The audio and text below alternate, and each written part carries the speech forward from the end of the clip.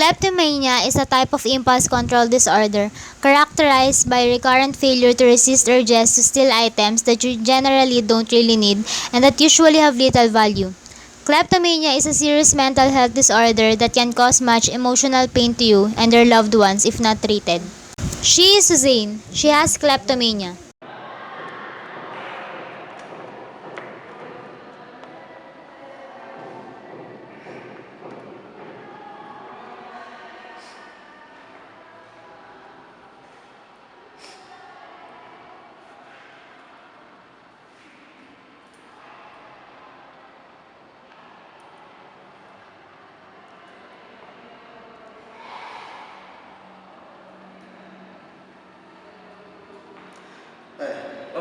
Alam mo ba yung nanay yung banyo namin?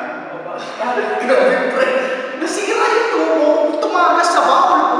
Pre, nandumi, pre. Bumili nga kami ng bagong toilet, pre, kulay itim. Pre, pre, kasi syempre luminous yung room. So sa tingin ko dapat itim na lang yung bawal para madaling makita pa ito.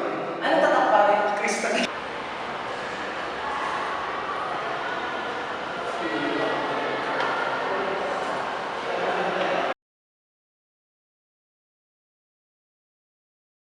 Ano ginagawa mo?